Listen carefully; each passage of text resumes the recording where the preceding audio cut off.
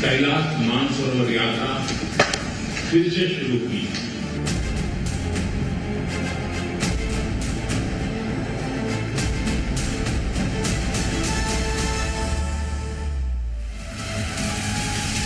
नमस्कार, बहुत स्वागत है आप सभी का। मैं हूं आपके साथ पनु तेवतिया और आप देख रहे हैं दिन दहाड़े। चीन के तियानजिंग में सिर्फ एक शिखर बैठक नहीं हो रही, यहां दुनिया के नए समीकरण लिखे जा रहे हैं।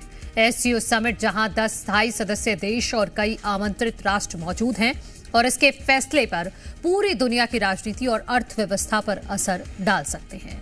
आज इस मंच से सबसे अहम मुलाकात हुई प्रधानमंत्री नरेंद्र मोदी और चीन के राष्ट्रपति शी जिनपिंग की। करीब 1 घंटे तक चली इस बातचीत के बाद पीएम मोदी ने बड़ा बयान दिया। उन्होंने कहा, भारत और चीन का सहयोग सिर्फ हमारे देशों के लिए नहीं बल्कि 2.8 अरब लोगों के हित के लिए है और हमारे सहयोग से पूरी मानवता का कल्याण होगा। यानी तियानजिंग से दुनिया को यह संदेश गया कि भारत और चीन अपने मतभेदों से आगे बढ़कर साझेदारी की नई शुरुआत करना चाहते हैं। बैठक में सीमा प्रबंधन पर विशेष प्रतिनिधियों के जरिए समझौता हुआ। कैलाश मानसरोवर यात्रा को फिर से शुरू करने पर बात हुई और सीधी हवाई कनेक्टिविटी की दिशा में कदम बढ़ाए गए। इसी बीच रूस के राष्ट्रपति व्लादिमीर पुतिन भी इसी मंच पर मौजूद हैं। यानी मोदी, पुतिन और जिनपिंग तीनों नेताओं की मौजूदगी ने इस सम्मेलन को और अहम बना दिया है, क्योंकि भारत, रूस, चीन का यह समीकरण भविष्य में वैश्विक राजनीति को एक नई दिशा दे सकता है। संयुक्त राष्ट्र महासचिव एंटोनियो गुटेरेस ने भी इस मंच पर चीन की भूमिका की सराहना की और कहा कि मल्टीलेटरलिज्म यानी कि बहुपक्षीय सहयोग को मजबूत करना बेहद जरूरी है। दूसरी तरफ अमेरिका इस पूरे घटनाक्रम को बारीकी से देख रहा है, खासतौर पर उस वक्त जब भारत और अमेरिका के बीच टैरिफ और व्यापार को लेकर तनातनी बढ़ी हुई है। तो साफ है, तियानजिंग से जो तस्वीर निकल रही है वो आने वाले वक्त में दुनिया का चेहरा बदल सकती है। देशों के बीच रिश्ते बदलेंगे, रणनीतियां बदलेंगी और कूटनीति का एक नया संतुलन बनेगा। तो एससीओ से ट्रंप को बड़ा संदेश भी दिया गया है। वो क्या है, आपको हम ग्राफिक्स के जरिए समझाते हैं। रूस, चीन, भारत मजबूत गठजोड़ है और भारत का चीन, रूस की तरफ झुकाव है। राष्ट्रपति ट्रंप की टैरिफ नीति पर चोट है और टैरिफ के नाम पर दबाव जो डोनाल्ड ट्रंप की तरफ से लगातार बनाने की कोशिश की जा रही है, उसको बर्दाश्त नहीं किया जाएगा। भारत, चीन के बीच नए व्यापारिक समझौते भी हो रहे हैं। भारत रूस रक्षा सहयोग संभव है। अब एक और बात आपको बताते हैं कि भारत के 10 टारगेट क्या हैं, यह भी आपको ग्राफिक्स के जरिए हम समझाते हैं। ट्रंप के टैरिफ का असर कम करना सबसे बड़ी बात, क्योंकि 50% टैरिफ लगाया है। यूएस, चीन, रूस से रणनीतिक संतुलन बनाना, भारतीय निर्यात बढ़ाकर ट्रेड बैलेंस करना, भारतीय कंपनियों को चीन में अवसर देना, चीन से सुरक्षित निवेश आकर्षित करना और चीन से दुर्लभ संसाधनों की आपूर्ति करना, टेक्नोलॉजी सेक्टर में सहयोग बढ़ाना, बहुपक्षीय मंचों पर सहयोग बढ़ाना, एलएसी पर स्थायी शांति की बहाली करना, सुगम सांस्कृतिक और धार्मिक यात्रा दोनों के बीच में इसी तरह से चलती रहे, ये भारत के 10 बड़े टारगेट हैं। एक सफलता पहले ही भारत को मिल चुकी है। 5 साल बाद कैलाश मानसरोवर यात्रा शुरू हुई।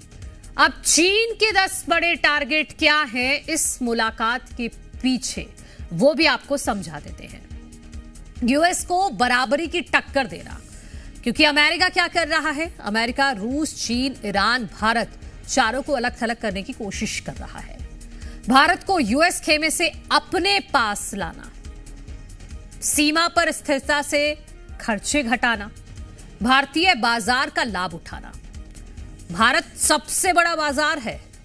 भारतीय ऊर्जा और कच्चा माल, एससीओ और ब्रिक्स में अपना दबदबा कायम करना, कनेक्टिविटी प्रोजेक्ट्स का विस्तार करना, टेक्नोलॉजी सेक्टर में सहयोग, पर्यटन और सांस्कृतिक संबंध बढ़ाना, ग्लोबल इमेज को बेहतर करना, क्योंकि जो ग्लोबल इमेज है चीन की वो उतनी बेहतर नहीं है। तो भारत से अगर चीन करीब आता है तो उसकी जो ग्लोबल इमेज है उसमें भी काफी सुधार होगा। तो द्विपक्षीय बैठक के दौरान पीएम नरेंद्र मोदी ने क्या कहा है वो भी हम आपको बताते हैं। सीमा पर सैनिकों की वापसी के बाद शांति है, शांति और स्थिरता का माहौल बना हुआ है। कैलाश मानसरोवर यात्रा शुरू कर दी गई है 5 साल बाद। दोनों देशों के बीच सीधी उड़ानें बहाल हो रही हैं। दोनों देशों के 2.8 अरब लोगों के हित जुड़े हुए हैं, यानी कि चीन और भारत के लोगों के हित जुड़े हुए हैं। अगर भारत और चीन एक साथ मिलकर आगे बढ़ते हैं तो मानवता के कल्याण का मार्ग भी प्रशस्त होगा। सीमा पर सैनिकों की वापसी के बाद शांति और स्थिरता का माहौल बना है। तो चीनी राष्ट्रपति शी जिनपिंग के साथ द्विपक्षीय बैठक के दौरान प्रधानमंत्री नरेंद्र मोदी ने ये बड़ी बातें कही हैं। वहीं ट्रंप को मुश्किल में डालने वाली खबर यह है कि वैश्विक गवर्नेंस में बदलाव के संकेत मिल रहे हैं इस मुलाकात के बाद। ग्लोबल सर्वे से जो खुलासा हुआ है वो ये कि एससीओ मीटिंग जो होने वाली है उसको लेकर यह सर्वे किया गया पहले कि 91.7% ने कहा है कि एससीओ को फायदा होगा, यानी कि एससीओ जो संगठन है उसमें जो देश हैं उनको फायदा होगा। एससीओ मीटिंग से नई व्यवस्था बनेगी।